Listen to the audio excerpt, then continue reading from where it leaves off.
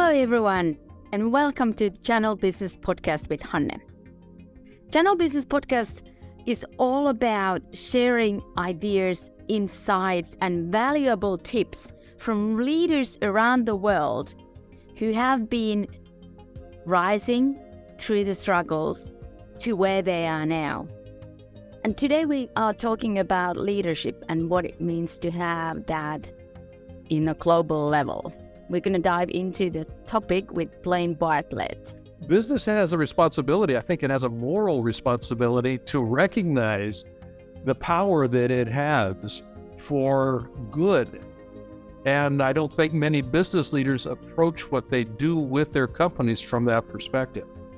The podcast episodes will teach you about different things, what you can take in your daily life as a leader to take things forward from one step to another. We will talk about all facets of life. What are the essential steps for you to take the business forward? I'm your Channel Business Podcast host, Hanne Nultinen, a global business influencer, taking you to this growth ride of Channel Business episodes.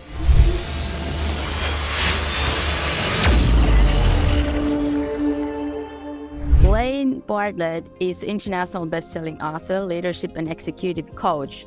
He's a keynote speaker, co-host on Bloomberg TV, and a host of Soul of Business podcast, and also a TEDx speaker. He's an internationally respected and sought-after thought leader, recognized as one of the world's top leadership and executive coaches, and has been featured as one of the world's greatest motivators in TV series in the US. He's also been featured in the movie and the book Think and Grow Rich, The Legacy. And as a Finnish woman myself, I'm very happy to tell you that Blaine has also been the subject of extensive interviews on the future of organizations in some of the Finnish business magazine over the years. Blaine is the president and the CEO of Avatar Resources, his company, which has been founded in the 1980s. And they have 4 offices in different countries. And on top of this all, Blaine holds positions in associate professor in Beijing University in China. He's a faculty member of the American College of Assistant Executives and serves as a board member of the World Business Academy in Solar Incorporations and an Unstoppable Foundation. He also serves as advisor in many different boards in Tokyo-based All Nippon Management and also a consulting association, and the same kind of position also in Beijing, China, just to name a few. Blaine has been saying things which I quote now: "My life's work is dedicated to ensuring that business leaders develop the skills, competency and capacity to lead such an undertaking as it's key to them, their people and their organizations thriving." He is definitely one of the most compassionate leaders, coaches, and humans I've ever met and got to know. So today, in this episode of Channel Business Podcast, we are moving possibilities in reality through leadership.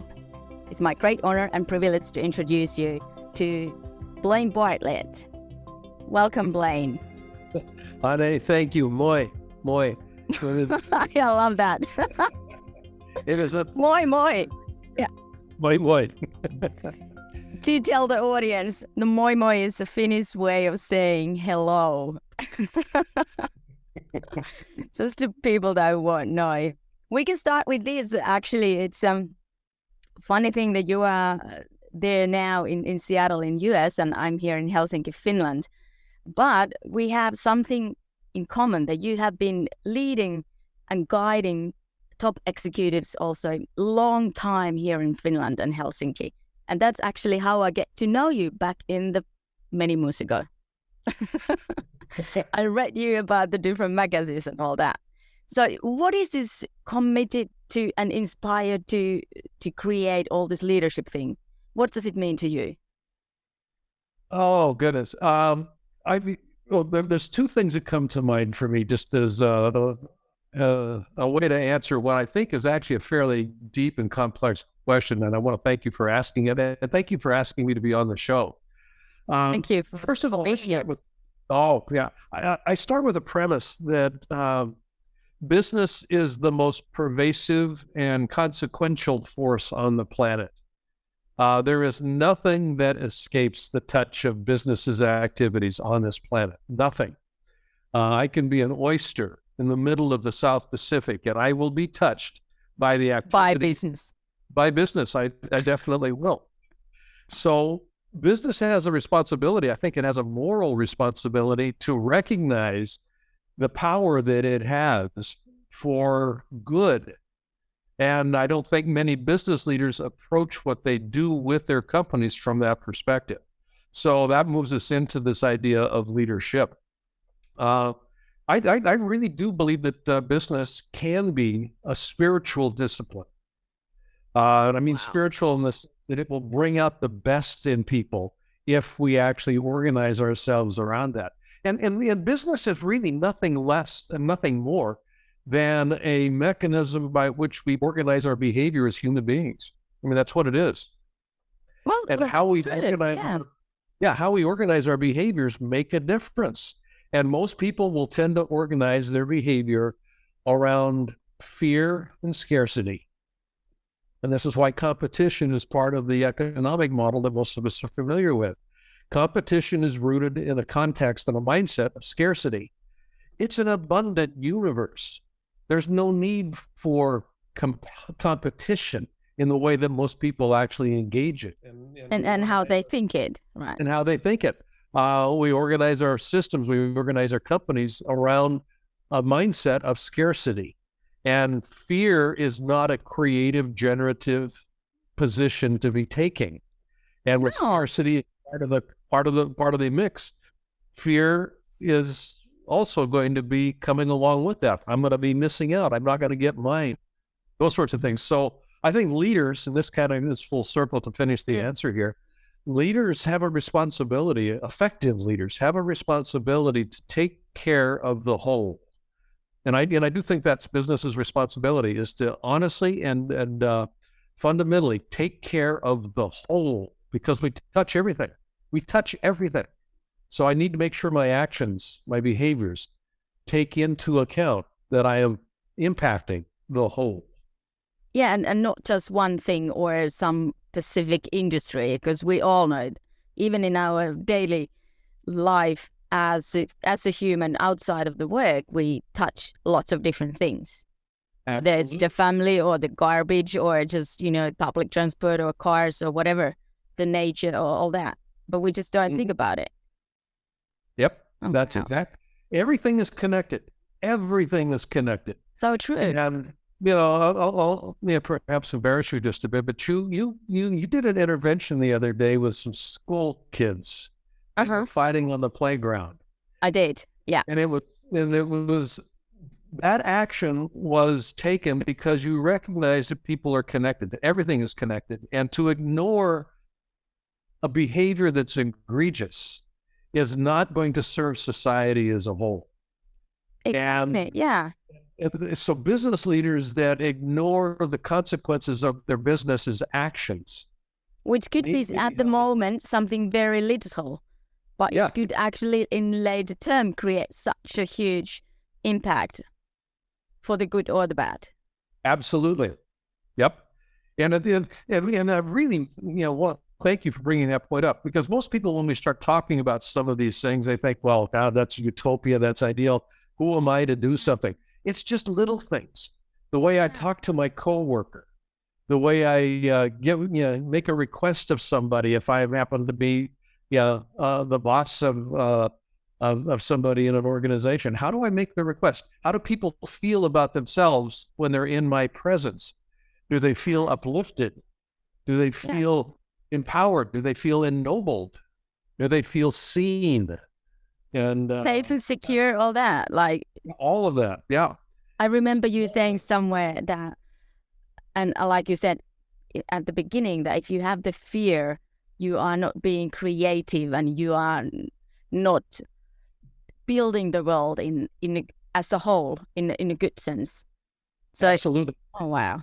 Yeah. Old mentor of mine and a good friend of mine, he has passed on now, is Jerry Dipolsky, Dr. Jerry Dipolsky, PhD. Wrote a book a long time ago that was called "Fear is the Absence of Love," or actually more precisely, Yeah, well, that wasn't that. Fear is letting Absence go. of love. Yep. Yep. True. Fear is the absence of love. It's not, yeah, it's not hate that engenders fear. It's the absence of the experience of love. And love is predicated on feeling connected. That is so true. Wow. I'm connecting everything. It is actually like that. Yeah. Things are hitting, just different kind of thoughts are going through my head. But it is, like, as simple as it is, that's from the fear. We as leaders, as humans, as workers, whatever, partners, we create things, our behaviors and thoughts. And if the thoughts are negative, then you behave in a certain way and it creates certain kind of impact. So that, leads us to my next question, which is, what is your mission statement? My mission statement. Yes. You've been working, around the world with different kind of leaders and people and teams and organizations and cultural differences. You've been dealing with those kind of things, and over the decades that you've been working with all these amazing people, you must have come down to a certain kind of idea and statement that you have now. Yeah, I actually have it. And the point you make is absolutely spot on. It's an iterative process. Yeah, how I would have answered this question 20 years ago is different than how I would answer today. So, and I mention that because people think that they have to land on a purpose. What's my purpose? Purpose evolves. Purpose evolves if I'm growing. If I'm growing, I'm going to be I'll be seeing different things. I'll be becoming aware of different things. The container of my life starts to expand, and I start to notice opportunities to express myself in different ways and to make impact in different ways. So, yeah, I've played with all kinds of words with this. How I define my purpose in life today is that I see myself as a teacher. So my purpose in life is to teach life. Well, that what you've seen, heard, learned, experienced, to put it push it forward, give it forward for other people. Yeah. And the idea of to teach life. And I want to be very clear here. I'm not being grandiose with this. It's not like I have answers. But I do have experience, and I know things are connected. I really, in my bones, in my soul, I know that everything is connected. So when I'm teaching life, I'm teaching really about connection. I'm teaching about how do I honor, how do I leverage, how do I foster greater awareness around the intrinsic connection that exists between everything, not just everybody, but everything on this planet. Is so true. And wow. And that teaching takes a lot of forms.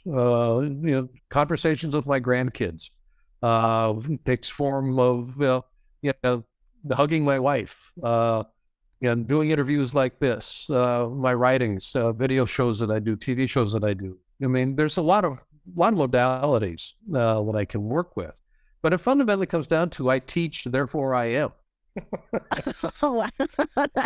This is so deep now already. Oh my God, I love this. But all the things that you've been saying so far are really so simple things in life, but they are things that we tend to forget, and we don't maybe tend to understand. We see them, we acknowledge them, but we don't kind of observe them. We don't take them, as a sponge and just grow from that. That's how I see it now. Yeah, my experience of people on this planet is that we tend to complicate things unnecessarily. Oh, yeah. I agree. Even myself, as a parent or as a leader. Yeah. Exactly. And we fall into that trap. Yeah. We do. And the kids, the drama that the kids can make up about whatever.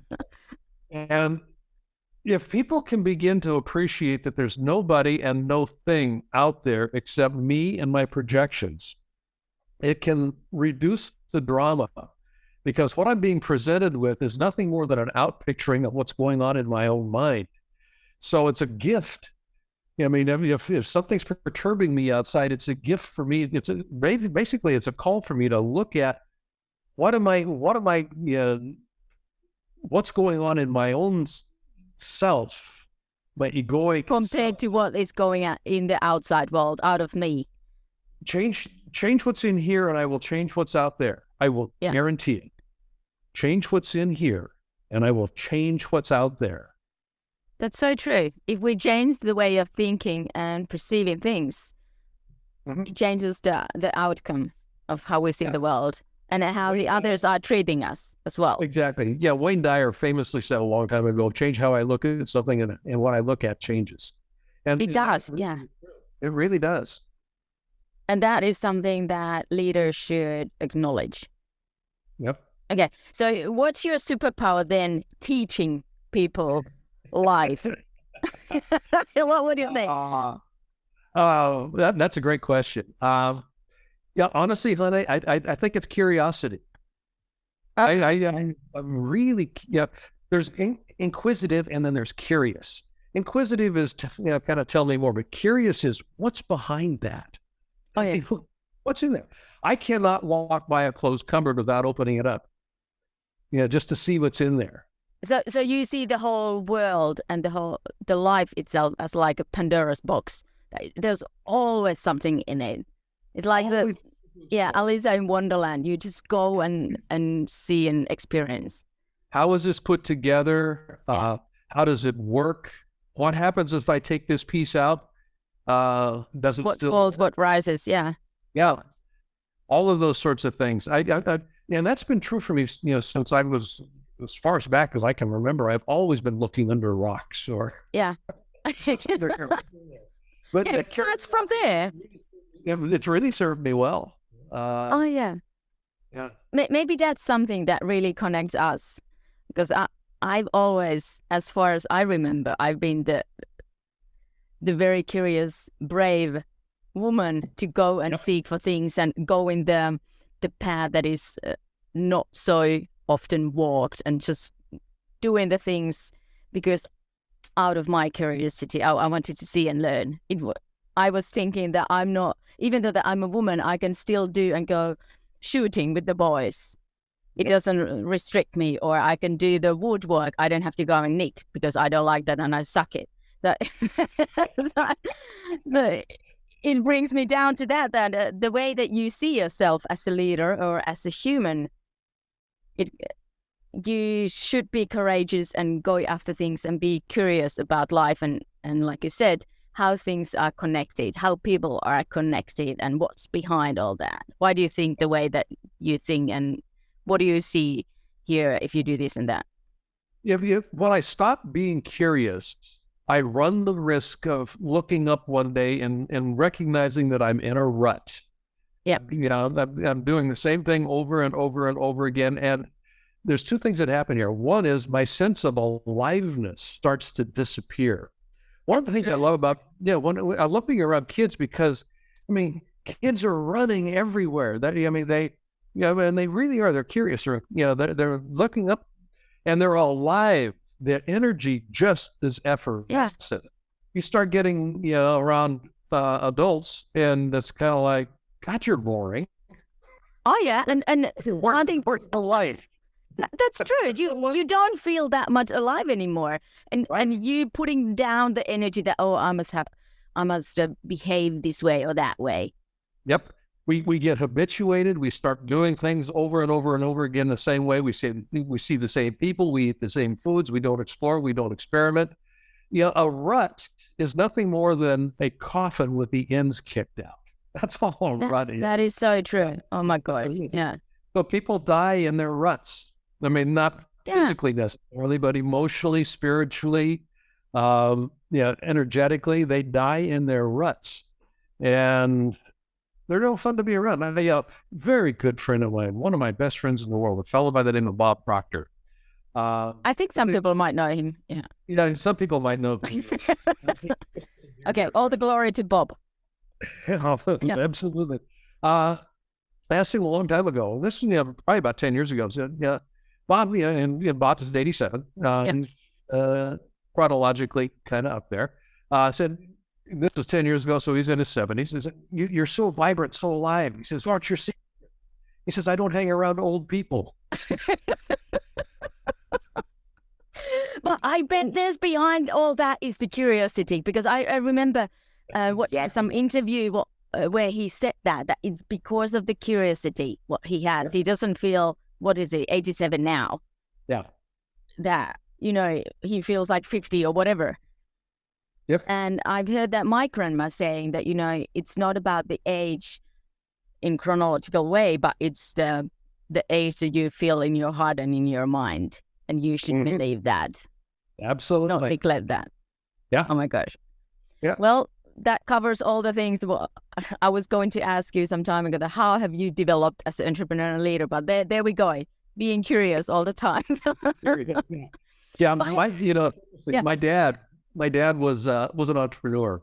And as well. So it runs in a lot. He truly was. And one of the things that I learned from him was, just because I don't know how to do something is not a reason not to do it. Oh, that's your dad's? That's my dad's. It was, he started at least 3 businesses that I know of when I was growing up, that he had no expertise in that field. He didn't know anything about it. But he just went and do it and find it out. It looked attractive. He says, I think I can do something with this. I mean, he started a truck line, trucks, these big semi trucks. He started a company that ended up having a number of different tractors and trailers and he didn't know how to drive a truck. Yeah, he had not the first clue about how to actually put one of these things together. And he just started it, and it was very successful. He started a pizzeria. He never cooked anything in his life that I can remember. Okay. He made some of the best pizzas I've ever eaten in my life, and it was a wildly successful little pizzeria in this town that they lived in. Yeah. And he just said, I think we can do something with this. I think this would be a good thing to do. And what was key about this was it brought life to him, but he did it because it also brought life to other people. So for himself and for the others. Yeah. Yeah. So you think that is also something that, besides the curiosity for leaders, that you should, what I picked it out and what I heard between the lines was from your dad, which is very similar to my dad, you just go and do what you like, not what you can. But what I heard from your dad's story was that, he went and searched for those opportunities and grabbed the opportunity by its horns and just did it. Yep. And he was evolving all the time, learning new things, being like an agile learner, so to say. Yeah, learning agility. I mean, he would take information that he had accumulated over, up to that point in his life and go, I think I can apply this over here. Yeah. I don't know exactly how, but I think I can do that. So he was taking things from something what he had learned, seen, heard, and applied that or put that into the situation where he is in now. Yep. Yeah, he was very good at connecting the dots. And I think that from my point of view, that should be something that the leaders should remember and be aware. I remember you saying sometimes that, you should sit down and see what comes out and what should be evolving and where are the opportunities that you can grab into today, how you can apply the things that you've experienced from past in today's world. Exactly. As long as I continue moving. Yeah. Moving forward, something will appear. What trips up and what stops many entrepreneurs and what stops a lot of leaders from being as effective as they can be is thinking that they have to know how before they begin. They don't have to know how. And that is particularly true if you're moving into, or if you're asking your organization to move into a place that it's never been before. Yeah, how do we do that? We don't have a clue, but we know that if we start, the how will begin to get answered. We will. When I was doing work with Nokia, now back in the... Here we go. Come back to Finland. Back to Finland. Yeah. And for our Finnish listeners, I worked with Huhtamäki. I worked with Nokia, and just to mention those two as an example. Lusilama, the publishing firm. Nokia was a really great example of this. They didn't evolving, yeah. They didn't know how to be a world-dominating player in the telephony game. Yeah. But Jorma Ola, and I just give a lot of credit to he, Matti Alahuta, Sarimolov, they were willing to just start. And without knowing how. Without necessarily knowing how. Now, they had some templates, obviously. Oh, of course, yeah. But as they started expanding, how do you be number one if you've never been number one? And they ended up being the number one telephony mobile handset purveyor for a very long time. They were the number one camera provider in the world at one point in time. They sold more cameras than anybody else in the world. That's very true. That's very true. It was a fascinating journey. And I worked with them for about a little bit more than 12 years, I think, as an external consultant. And the same was true with Huhtamaki. Yeah. Huhtamaki just really evolved in a lot of ways, not necessarily knowing what's next. They just knew that they had something that they could leverage. So let's just get started and see where we end up. So what are those key factors, if you think, that the leader should have? We've been mentioning those. But if you point out, 2, 3, 4 as words, what those would be? I think one of the absolute critical things is a strong sense of self. Now, and I'm speaking very specifically about the leader. Yeah, exactly. From leader's point of view. Yeah. Yeah, because when I start moving myself and my organization into places that we've never been before, I will encounter the question, how do I know what to do when I don't know what to do? I mean, which is a fascinating question. How do I know what to do when I don't know what to do? The answer to that question is rooted in how well I know myself. Yeah. How well I know myself. What's the foundation upon which I stand? So, clarity of values. That inform. So that's one, knowing yourself and your values. Yeah. Knowing myself, knowing my values. Knowing what's important to me, that for the sake of what. Simon Sinek talks about the why. Know your why. I think I think this for the sake of what is actually a little bit deeper than the why. Because it is. Yeah. Well, that's how I discover it as well. Yeah. It is. What is this? What does having this goal make possible that I wouldn't get to either be, do, or have if we didn't achieve this goal? So that for the sake of what keeps, an example for me is I exercise every morning. One of the very first things I do when I wake up around. So I could ask you why you do that, and you could give one answer. Yeah. Yeah, and I give you one answer. Well, for good health. Yeah. That's not the reason why. But if I then ask you for the sake of what you do that. So I can continue teaching as long as I can do it. And there we go. I want to be able to teach in a vibrant, impactful, effective manner for as long as I'm breathing. And I can't do that if my body is compromised. So that's why I exercise. I don't exercise for good health. Good health is a consequence of that. Yeah. But I exercise so that I can continue doing what my mission is about in life. So we kind of need the Simon Sinek's why, which is worldwide known. But then if we add there the next question, for the sake of what, we get the three, the true topic and answers for a leader to do things. Okay, what are the next ones? I'm pushing you, yeah. So, knowing myself, my values, for the sake of what. The other piece, this is kind of consistent with how I define leadership itself. That's my one question. So let's put them together. Yeah. Leadership is, in the way that I work with it, leadership is not a command and control process. That's the old way. That's the old way. It's not about me giving you the direction and saying, go get it. Yeah. Leadership, in the way I define it, is about co-creating coordinated movement in service of a desired objective that's important to me, for the sake of what? Okay. So there's two pieces to that. One is co-creation, and the other is coordinated movement. Now, I can get coordinated movement using the old leadership model of command and control. People will do it because I'm the boss and they have to do it. Because of the position, yeah. Yeah, but that's called compliance. Yeah, I have Very to. true.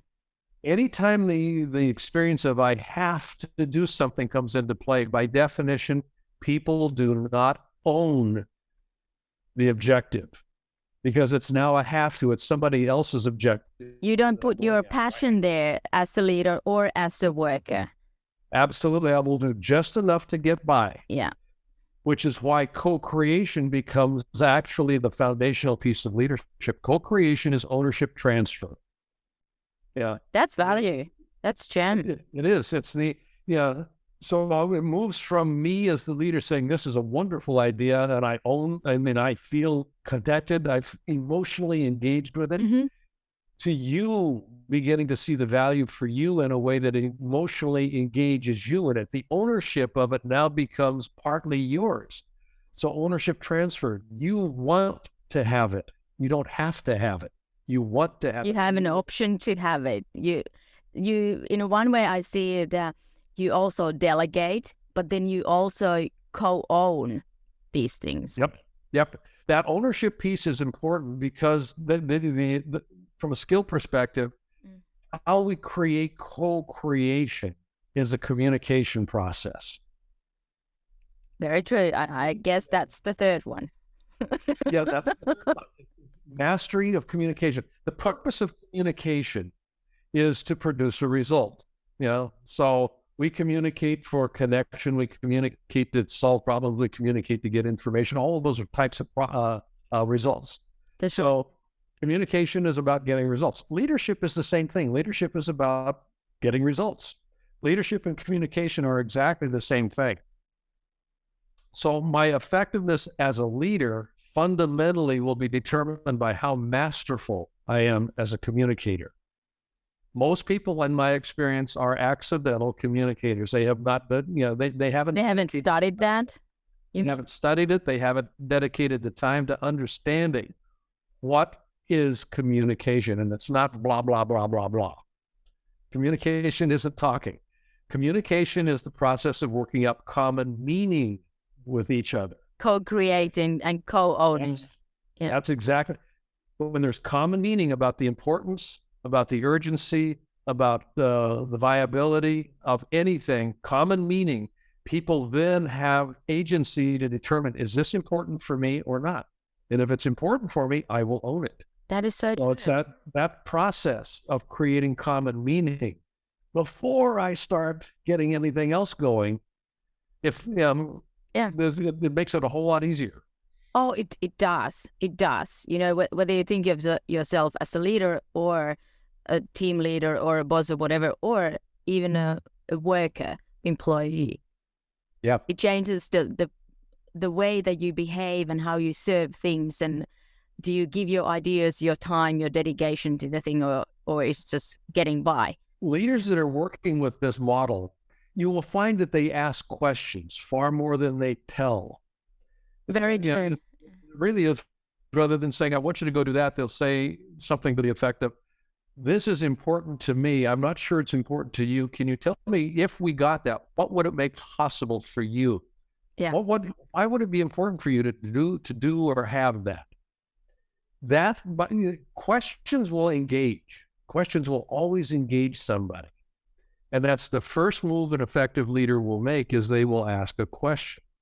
So they will listen and communicate this way, asking questions and listening and taking other people's opinions, values, whatever there is, into the table, and then just co-creating from there together with the other people, whether they are partners or employees or whoever. Mm-hmm. Yep. Wow. And it's easier to talk about that than it is to It is. I could slam myself also, but as the world is a place to grow and learn, that's how I think it every day from different things. And it's definitely that. And the good thing, what I've seen is that I can learn from my mistakes, or I can learn from my experiences. If something didn't work or something didn't give me the result that I wanted as a leader, I need to look at the mirror and change my behavior, my thinking, my communication, whatever that is. Yep. So Yeah, that's the first place to start always, is back to myself. Yeah. Like you mentioned. Yeah, I come back to myself. Yeah. Yeah. That doesn't let the other party off the hook. I mean, accountability needs to be in place in an organization. So if somebody says yes to something, I want to be sure that they that they honor that commitment. If you said yes, the expectation is that you will follow through on that. Yes. That's right. That's right. Is there something else in the leadership? The accountability is really good. We have to take accountability as a leader, but also as a team member of something. Mm-hmm. And or as a humans, like you mentioned what I did with a couple of kids the other day. That I went and interfered, they fight and stop that. But that reminds me of something. As you worked in so many different continents and with so many different people, and just the cultures and everything. When we look at today's world and today's leaders, from your perspective, what do you think are the challenges that today's leaders face at the moment? Because everything is so global now. Everything is so global. Probably the single greatest challenge that leaders today face is overcoming a deeply rooted mindset that is organized around competition, survival of the fittest. I mean, all of those things that you hear people talking about. Yeah. It is in my experience, the universe is a loving universe. Abundant universe. I mean, it's a beneficial universe. It really, truly is. And I talk about it from this perspective that, Max Planck, the physicist, father of quantum physics. Now, this is going to get into kind of a philosophical domain here, but I don't mind. Just okay, give it a go. Father of quantum physics says we can get behind everything, and he was talking about the scientific method of reductionism, materialism. We can get behind everything. We just, what's behind this? Well, we can put it into pieces and see what's. We can, what are the building blocks that kind of great. He said, and this was a realization: we can get behind everything. We can get behind atoms. We can get behind electrons. We can get behind the nucleus. We can get behind quarks. We can get behind. But we can't seem to get behind consciousness. Our own consciousness. Consciousness is the first cause of everything. Is the net. So. Oh, for sure. And consciousness is, and I don't mean am I conscious or not. I mean consciousness, the field, and there's some fascinating studies that are taking place right now that are actually beginning to validate this. But we live in a field of consciousness that permeates everything. And it's what gives life, in one sense, to everything. It's what gives form to everything.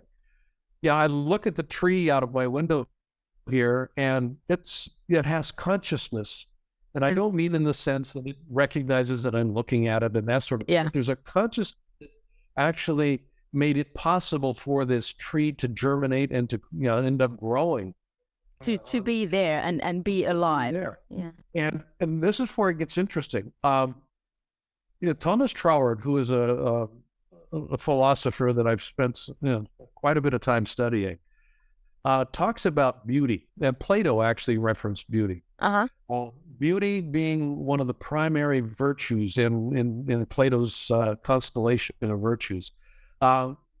Troward talks about beauty being the consequence of actually viewing the spirit that gives form to whatever it is that I'm viewing. So a sunset, a beautiful sunset, what I'm looking at is colors, but when I see the magic behind the colors, when I see the life behind them, and that's consciousness. The same with the Mona Lisa. Yeah. The same with a nice, a well-written play or a beautiful movie. Yeah. See the spirit that actually gave that thing form. Leadership is the same way. There's a spirit that informs leadership that is connected to everything. This is getting fascinating. Yeah. When I connect with the sunset, I am connecting with the sunset. I feel it in here. I feel it inside me. When I connect, I've stood in front of the Mona Lisa for an hour. Actually, a couple of different, and it's a small little painting, but just viewing that through the lens of what's the spirit, like what's behind it. Behind it.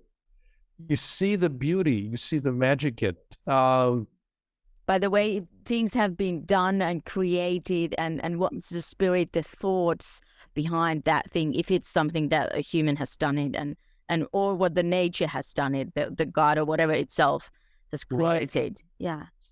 So I go back to business being the most pervasive and powerful force on the planet today. Yeah. It's not necessarily beautiful today, because people don't look at it as if it has a soul that is connected to everything. They don't look at business as if there's a spirit that is connecting everything. When we start looking at business through the lens of where's the beauty, we start seeing the connection. That is so true. Yeah. Business leaders look at what they're doing through the lens of where's the beauty. They start asking themselves questions. How can I be sure that what we are doing is beautiful? And I don't mean cosmetically beautiful. Yeah.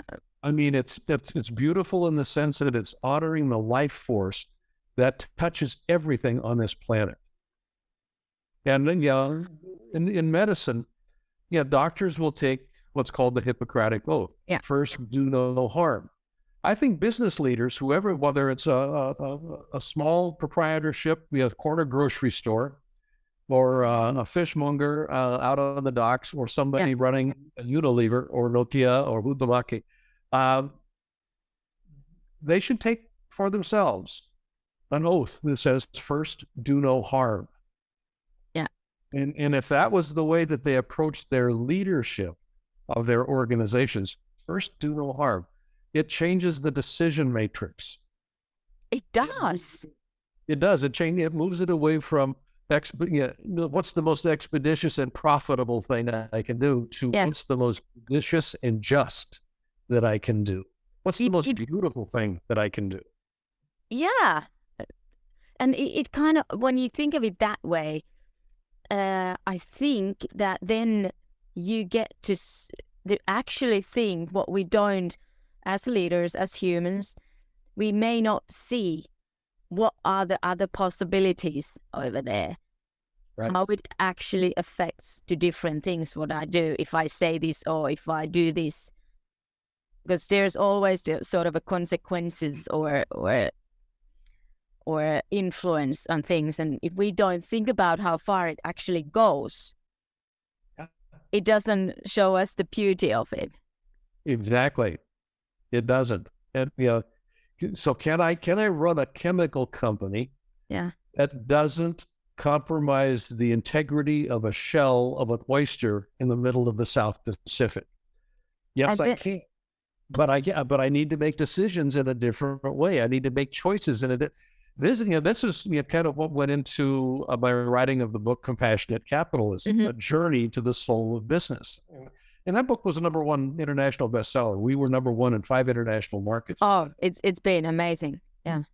And the idea there is, compassion is not soft and fluffy, and compassion has a hard edge to it in the sense that it requires hard choices that are in service of hard as what we have here in the body. Yeah. Right. Yeah. So I don't just get to make decisions that are based on profit. I get to make decisions if I'm a compassionate leader. Yeah. Or this choice affect the integrity of what we're connected to.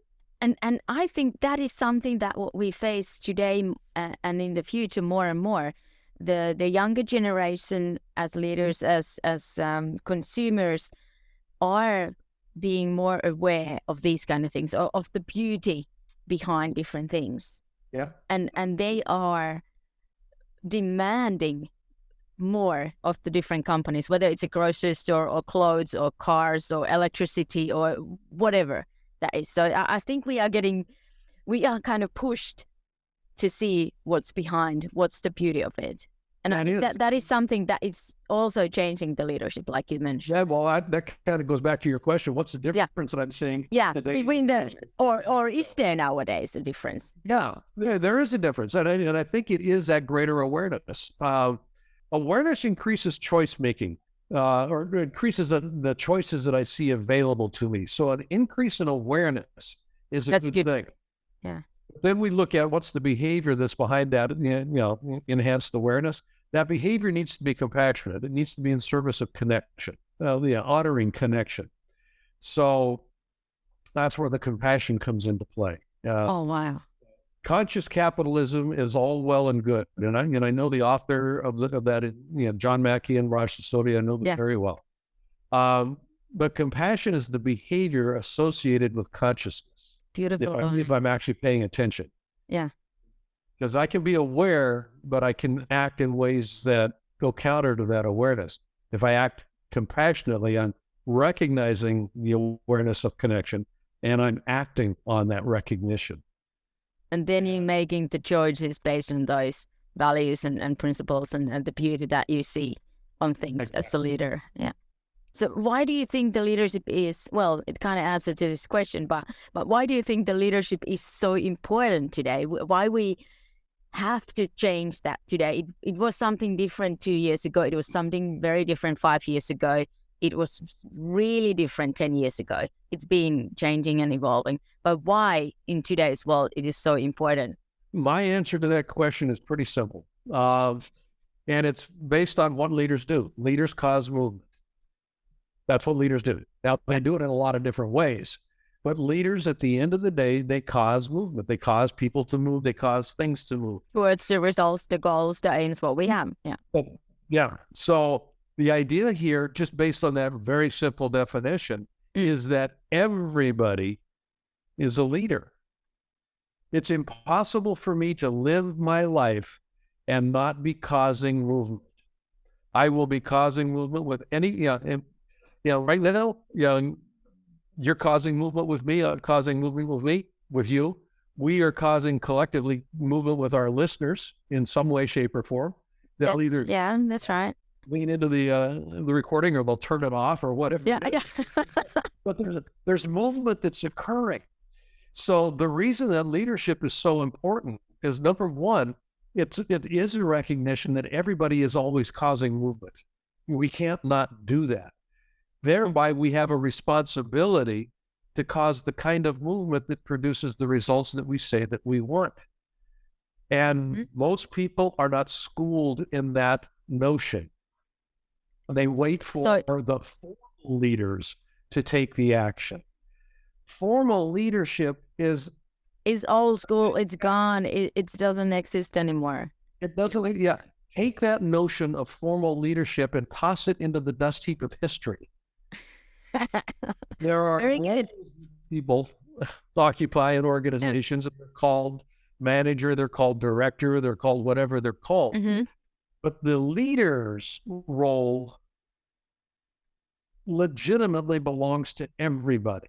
Now, it needs to be organized, it needs to be coordinated, it needs to be aligned. That's leadership. Yeah. That's leadership. Co-creating coordinated movement. Yeah. But everybody's a leader. Everybody's causing movement. And the sooner the people understand that they have agency, they are always causing movement, the sooner they can begin to start seeing different results in their life. And that comes down to the co-creation, like you mentioned many times.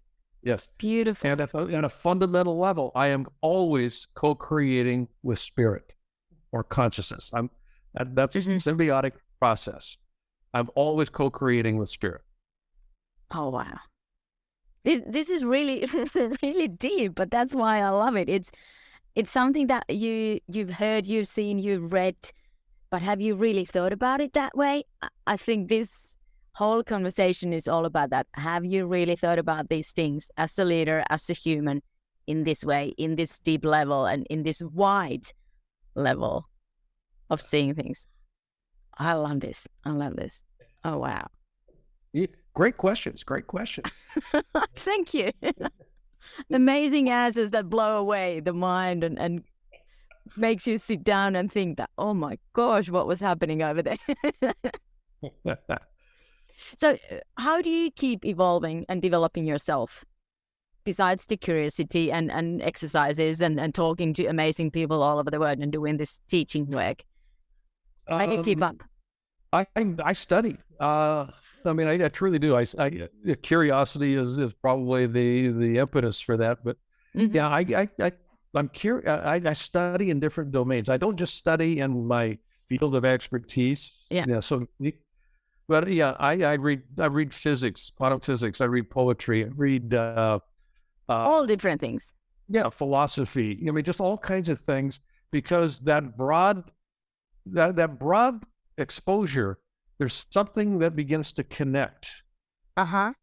Yeah. So and you want to find the connection between all these different things, whether it's, carving a boat or just cooking or creating clothes, whatever that is, leading a business. Yeah. I'm pretty eclectic in my reading. I'm pretty wide-ranging in my my listening. I mean, I explore a lot of things. I enjoy it. I do a lot of reading. Yeah. So there's also the fun aspect of as well. Yeah. Yep. And that is important. Yeah. Fun. Yeah. Because the way that I function, I work, and I live my life is also very similar. That I call it as hunger of life, and that has kept me going. That's me. That works for me, and that's one of the reasons why I do different kind of sports. And one of the reasons I've done, acting, I've been singing, I've been doing this and that. But when I do the leadership work and when I'm acting as the leader and being the leader, whether it's in family or at work or different tasks that I do, I can start to see the beauty of these alignments much easier when you are aware of different things. You don't have to know them so deeply. But being aware, having the consciousness, like you said. What limits me is not who I think I am, it's who I think I'm not. And I want to continuously expand that question of who I think I am not. And that's something the leader should pay attention. Yeah. You mentioned the fear before, but the limitations that are there is this our imagination, actually. It's our imagination. Be willing to be a learner. Yeah, and this is one of the reasons that people find themselves in ruts later on in life is they're afraid of the experience of being a learner again, a beginner again. So they just might, I think that comes from the sport world, what we all must have heard at some point, that when you are doing the sport, you are the world champion, the athletic, who everybody knows.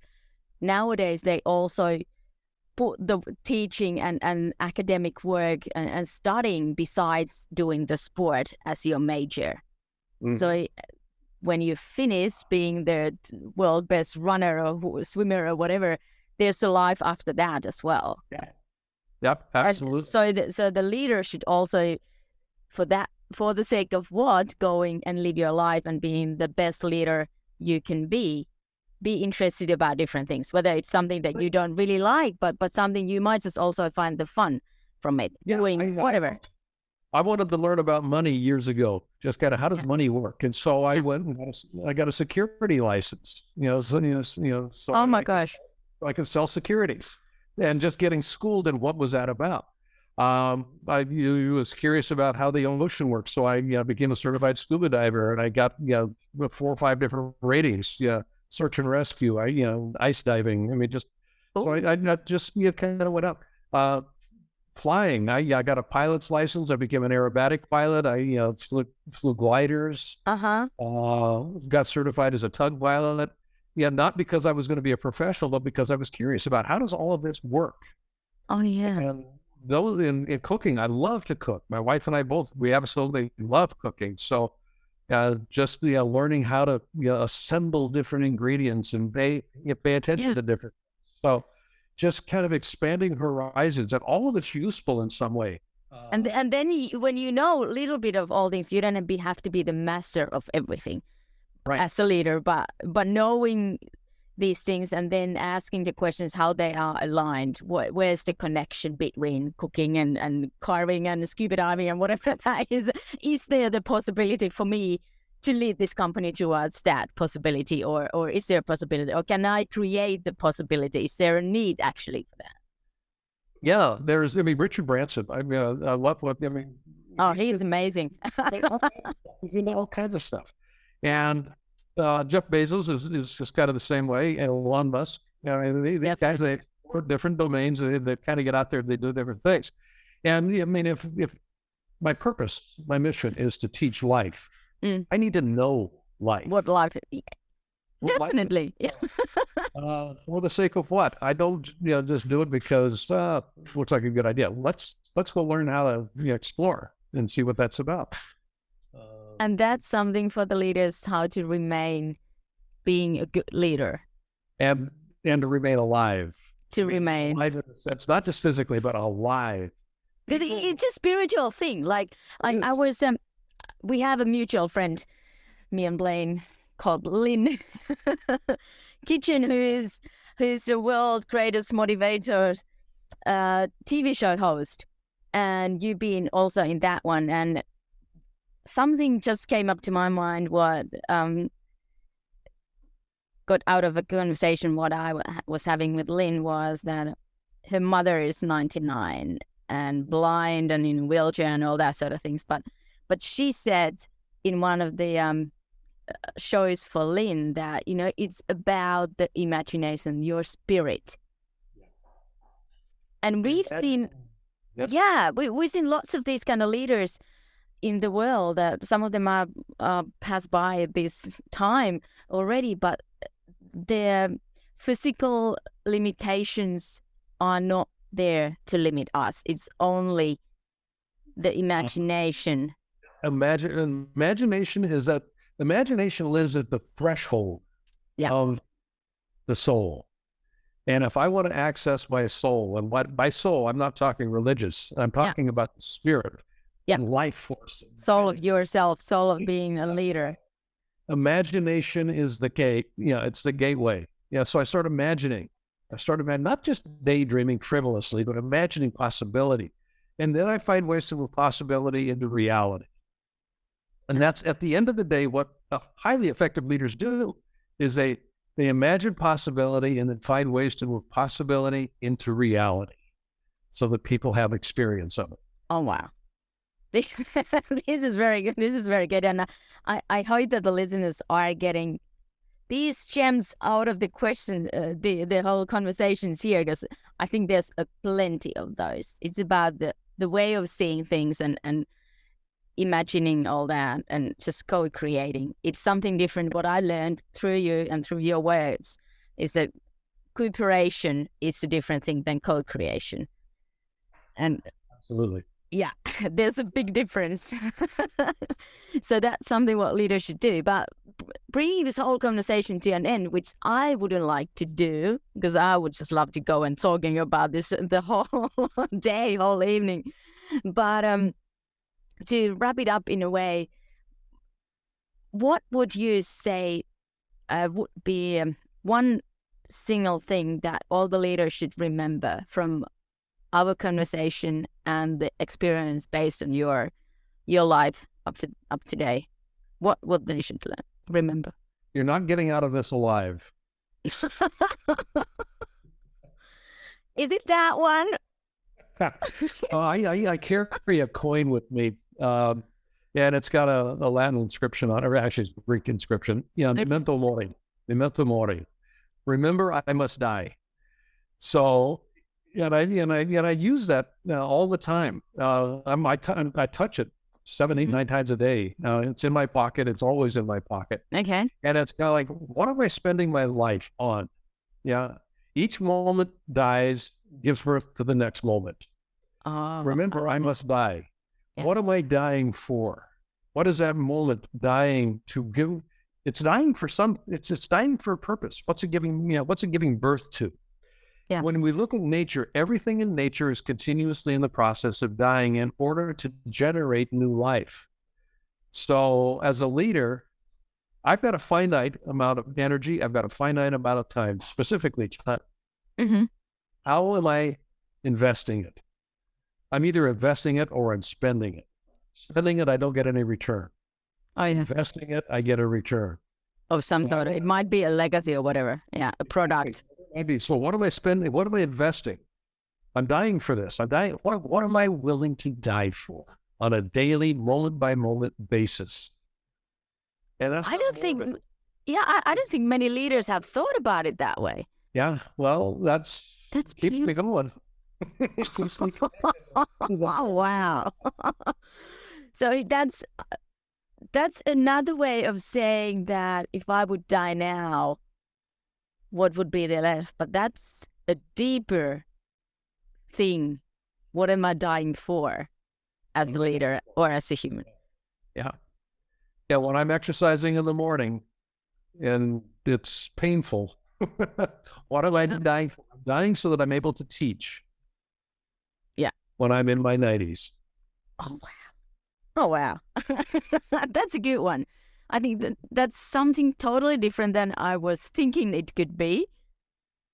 And I think that might be something different for other listeners as well, that they would maybe expect it. But that's the beauty of this thing, that we can learn and think about things in a different perspective and then choose which way to go and what to do with that information. But that's amazing.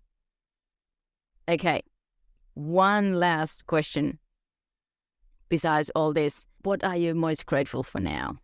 Right now, in this moment, is this conversation. Thank you. Right. It's one of the things I'm most grateful for right now in this moment. This has been enjoyable. You created openings for conversations that I love having. I mean, and this is just, it matches my purpose in life. So I want to thank you for the platform. I'm very grateful for this platform. Thank you, Blaine. And the reason why I wanted to ask you this and to all my guests is that I think we should acknowledge more what we are grateful for now and look at the leadership also through that. Yep, absolutely. So that we can create the positive impact that the leaders should create. Yes. So I want to thank you for this beautiful, beautiful conversation that we've been having today. And I do hope that the listeners will get the gems out of it and listen to this again and again and again, because I think there are so many things. And I have to do that myself as well. You can't write down those things because I'm a visual person, but I also see things, but then I have to go back and put them in the frame that I write them, I see them, I hear them. Yep. That's the way for me as a leader to learn and put things forward. So thank you. Speaking of it, people can find out more about what I'm up to at blainebartlett.com. And pretty simple. Just one word, blainebartlett.com. And I've got some free resources up there. Some books that they can download, different things that they can look at, that sort of stuff. So excellent. Because I was just going to ask you, where do they find you? Where do you spend your time? Blainebartlett.com. Excellent. And then I know that you have something little also in Instagram and Facebook. So go and look at Blaine Bartlett over there as well. Yep. Well, thank you, Blaine, for the interview. It's been truly a pleasure and honor to learn from your experience and have all these different kind of views that there wouldn't be without you. So that's why I love having different kind of people, because we can always learn something more. Well, thank you for the invitation to sit with you and have a conversation. I love conversations. Sit long and talk much. Oh, yes. Co-create. Yes. Different things. Thank you, Blaine. You bet. Be well. We will. And thank you for the listeners of today's episode. So we are going forward with the next ones.